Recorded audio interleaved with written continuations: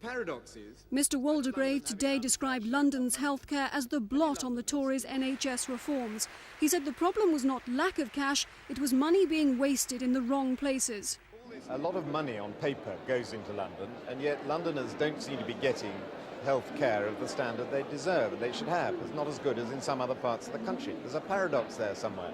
Now, we all know what it's to do with. It's partly to do with the fact that most of the great hospitals were built originally right in the centre of London, and populations have moved and shifted, and also that there isn't enough primary care. There aren't enough GPs in some of the more deprived areas of London. Historically, the capital has been the centre of Britain's medical care, with a concentration of hospitals compared to the rest of the country. Many are within a mile of each other in central London. There's little argument a review is needed and community care needs beefing up. But at what price? I hope that we don't just see a series of cuts, because London is already in a very difficult situation, in spite of the allegations that it's too well provided for, which we very much refute from what people tell us. What we would actually like to see is a review that looks properly at people's needs from a user's point of view.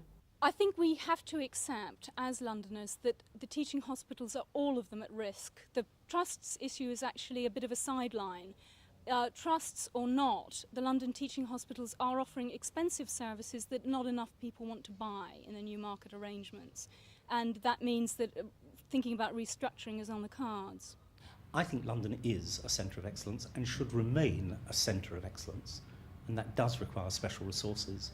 But today, the man who's heading the inquiry refused to be drawn on cuts or closure plans. I don't foresee the reduction of medical student numbers.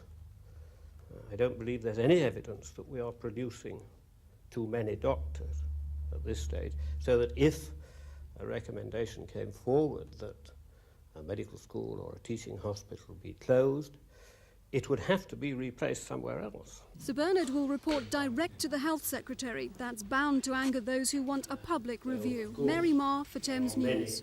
Questions that we need